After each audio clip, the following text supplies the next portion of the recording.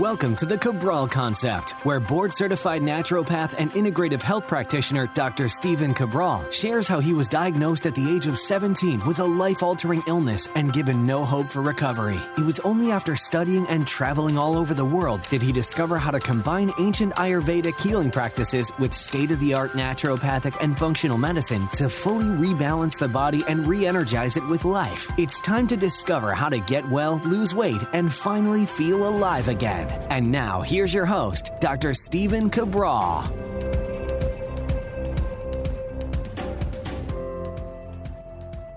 Welcome back, everyone. We are here today, episode 2182 of the Cabral Concept. We are going to be going over how to become fat adapted. That is the topic of today's show. A lot of people out there trying to burn more body fat, get in shape, and improve their overall wellness-based markers. So what I want to share with you here today is, well, first, I want to bust some myths. So we're going to go over why you don't even need to be low carb in order to be fat adapted. A lot of people have been led to believe falsely that they need to be low carb in order to become fat adapted. And I want to share with you why that is not the truth. But really the second is that you want to be fat adapted. So I just want to share that. It's like, this is something that we all do want, whether you want to burn body fat or not. And the reason why you want to become more fat adapted, which by the way, simply means that you're able to tap into body fat stores adequately, because you're not always burning sugar. Again, part of that's a little bit of a myth. We'll share that in just a moment as well. This is certainly a follow-up show that builds off of last week.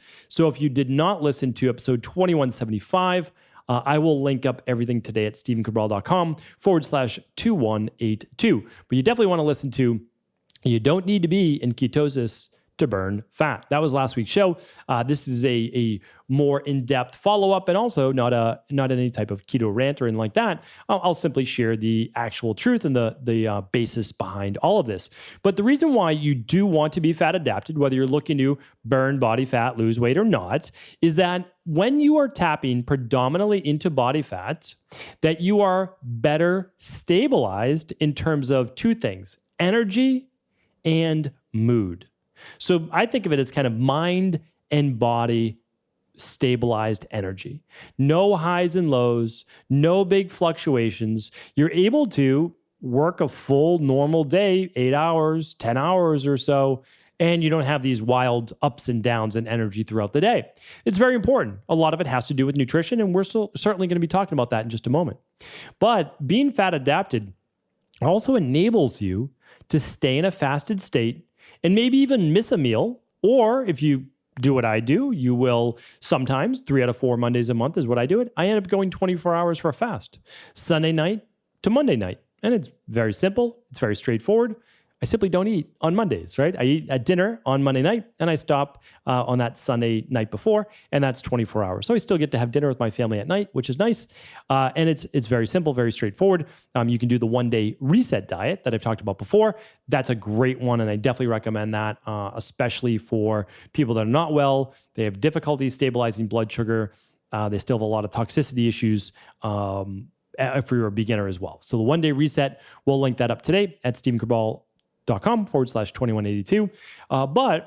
So it enables you to, if you're in a fasted state, you shouldn't have massive highs and lows. You might have some hunger. There's no doubt about that. You might have some hunger, but you should very well be able to tap into body fat. And feeling a little bit of hunger is actually a sign like, oh, well, okay, we are now actually tapping more into body fat. It's unlikely you're feeling hungry if you have high levels of blood sugar. It's possible, but it's unlikely, right? We'll talk more about blood sugar in a moment. Speaking of that, if you are a fat-burning machine, right, if you become fat adapted, well, you most likely have balanced blood sugar as well. And if you do need to lose weight, the weight is going to come more from body fat than it is muscle tissue. And that's extremely important because you might not care right now as long as you see the scale moving down and down and down and down.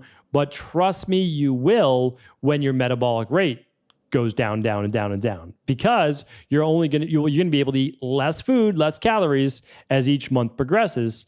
Because if you eat any more than that, or even maintain the same calories, what happens is you start to gain weight at your plateau. We don't want that, right? Because you're losing muscle mass. So I'll talk about that in my 4 ways to become fat adapted in just about 2 minutes. But before I get to that, I want to share with you that you again, I just to kind of reiterate, last week I went in depth. So if you want the in-depth, I would definitely listen to 2175. But there's all this confusion. There's like this dogma, which is the strangest thing. It used to be like if you didn't do CrossFit, you weren't getting a great workout. It's just kind of like that. That was a dogmatic thinking. I don't have really a problem with CrossFit. I really don't. I have a problem with the belief that every workout has to be your hardest workout in the world. I mean, I certainly have an issue with that. If there's no periodization model, it kind of goes against one of the tenets of good athletic training, personal training, is that there's progressive overload, and every week is not crushing your body. So anyway, I digress. It's just I had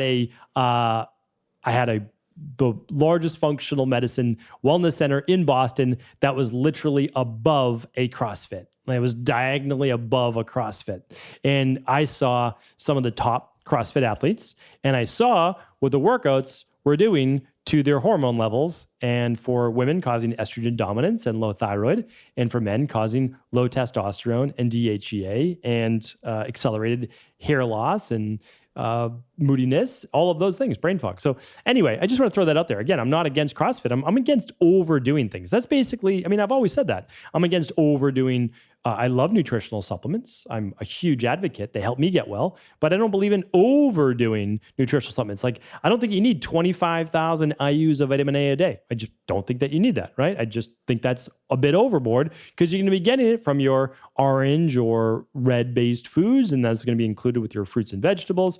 Anyway, I don't want to go too deep down that rabbit hole, but it's the same thing with low-carb diets or keto, meaning like you can become fat adapted without being in ketosis. I think that's really important, because even when you were in ketosis, you are not necessarily fat adapted.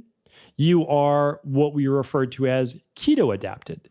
That means your body is very effectively burning ketones, kind of AKA fatty acids, as a fuel source. And that's what being in ketosis means. It actually means that your body, your liver, is producing ketones. Okay, so that means you're burning those as fuel. Well, the interesting thing, just to share with you this, that let's say you put exogenous ketones in your body, right? So there's nutritional supplements where you can put ketones in your body. And sometimes people use those because they gives them a boost in brain power, et cetera, et cetera. Okay, I won't get into that today. But what that means is that you don't need to break down then more body fat. And most people have never been told that.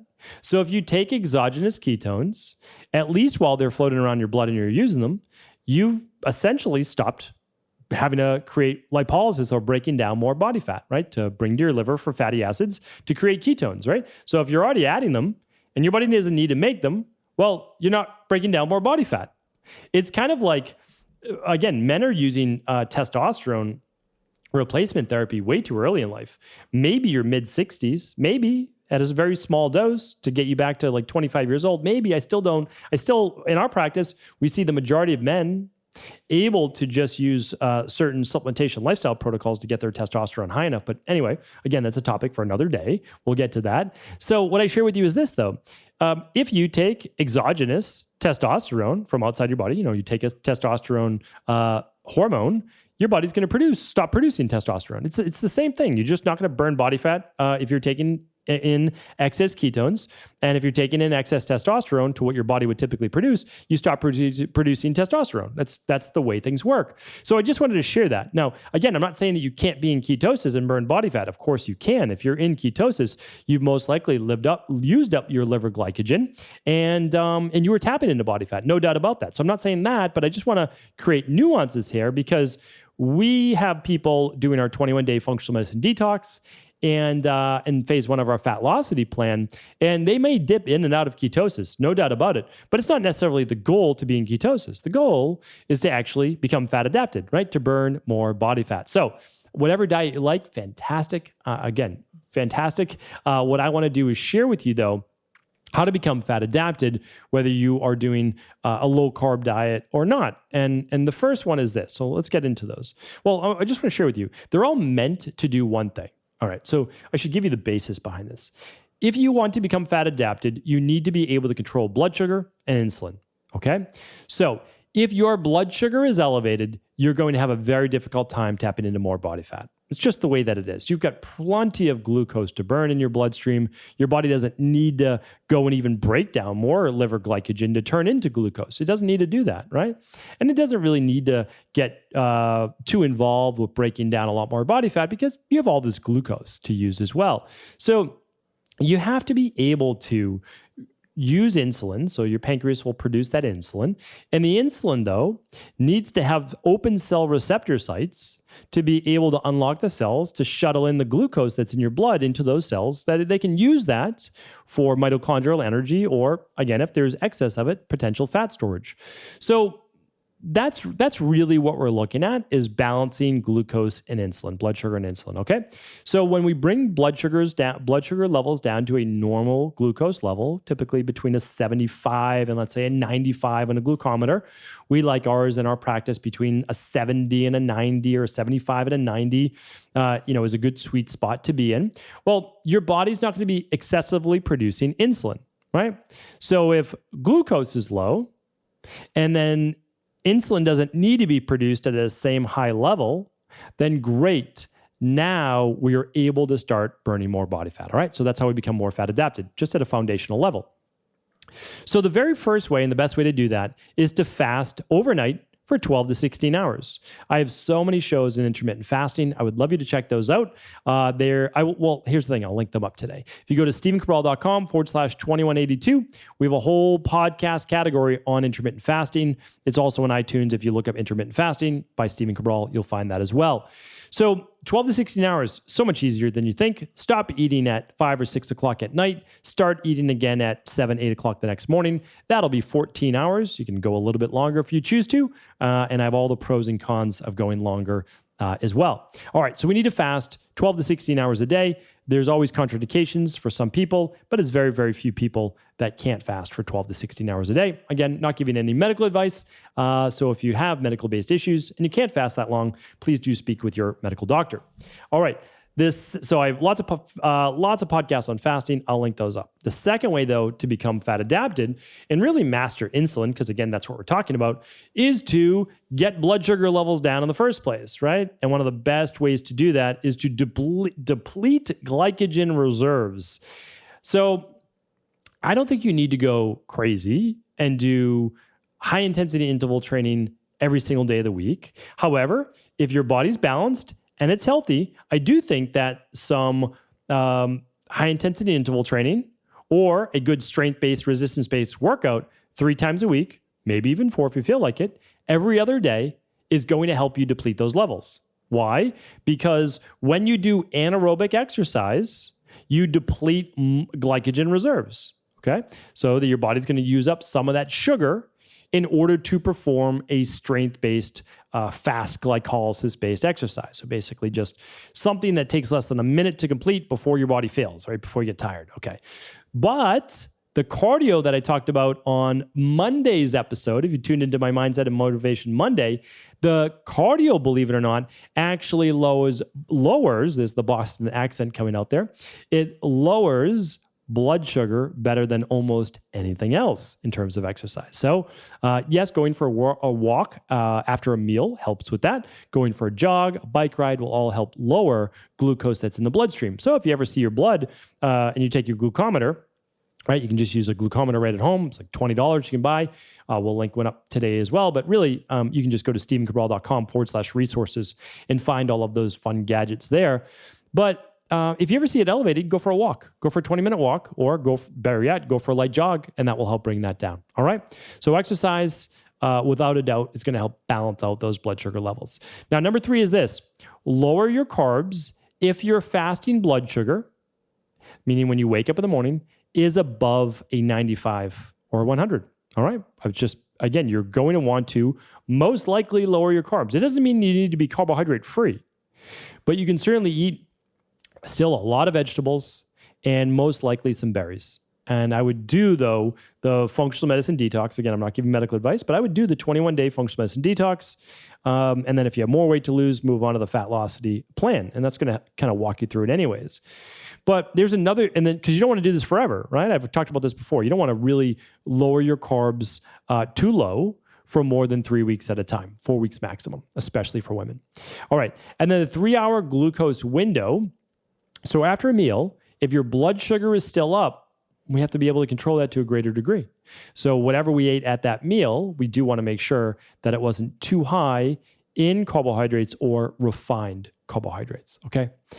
And number 4 is this. You want to make sure that your thermostat of the body has been boosted.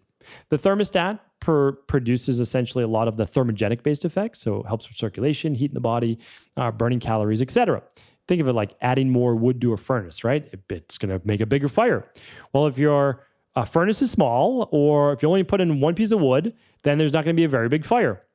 Same thing goes with your thyroid. If your thyroid is suboptimal because you have elevated levels of stress or inflammation in the body for whatever reason it may be, then you may very well have low levels of functional thyroid, meaning a TSH above a 2, or low free T4, low free T3. Or you might have high levels of estrogen causing you to retain water, add more body fat. You might have lower levels of testosterone from stress. You might have higher levels of cortisol, if I haven't already mentioned that. So you want to be able to balance those, because that is what's going to allow you to ultimately really tap into body fat and be more fat adapted as well. There's a simple at-home lab test you can run to look at your own levels that does come with a consultation and plan. And that is called the Stress Hormones Immunometabolism Test. You can run that with your level 2 integrative health practitioner, or you can go to stevencabral.com/hormones-test for that lab to be shipped right to your home as well. So these are all the 4 ways to essentially balance blood sugar, lower insulin levels appropriately, and tap into more body fat. So as you'll see, that it does not require you for being low carb, especially not for very long, and it'll enable you to be able to tap into body fat to get all of the benefits that you do want. Again, it goes well beyond. It's not just about body transformation. It's about overall health. So if you want balanced mood, you want balanced energy, you want to be able to fast and skip a meal without crashing, and you want to be able to just keep overall balanced blood sugar levels. Becoming more fat adapted is something that you definitely want to look into more. So hopefully today's show is helpful. Lots of shows, like I said, on exercise, on intermittent fasting, on thyroid. So all of those are available at stevencabral.com/podcast. And you can scroll through the images at the top for your favorite category. Or today's show is at stevencabral.com/2182. Thank you so much, everyone, for tuning in. I appreciate you. Have an amazing day. Thanks so much, as always, for tuning into the show. It means the world to me to see this community continue to grow, and I have you to thank for that. Well, keep making good on our promises. This is our second major game-changing debut in the same month, in January, to start off the new year. And that is with our longevity line. This is a true science-based, researched, longevity-based line that took over 12 months of research and formulation. It covers everything from our advanced renewal system, which is state-of-the-art mitochondrial boosters and natural inflammation balancers. Plus, we have our new daily hair support, which rivals any of the best hair DHT blockers and hair regrowth formulas on the market. Again, all based in science. We have our cardiovascular line, which helps with cardiovascular issues, blood pressure issues, and more in order to develop a nice, strong, healthy vascular and heart-based balance. We also have our new natural hormones-based line. This means if you have low testosterone, we can help you boost that naturally. Low progesterone, low estrogen, we can help you boost that naturally. Low DHEA, we can help you give that a boost as well. Amazing hormone-based line. We also then have our daily bone supports. We have our advanced CoQ10. We have our daily glucose supports. We have our daily vision and eye health product, which is sure to become one of our top ones out there, especially with how much we all view our computers and phones every single day. I can't go through it all right now, but again, there are so many amazing products that, again, are game changers. I've been using many of these in all sorts of different formulations, typically taking 3 or 4 different products to just get some of the nutrients in like a product like Cell Boost for the mitochondria for anti-aging for the last 3 years. I'm happy to debut these, and they are all 20% off for life right now over at Equalife. Head on over to stephencabral.com/longevity to see the entire line. Let us know if there's any questions. There's also a video on every single page explaining what that product is. Take advantage of it. 20% off for life over at stephencabral.com/longevity.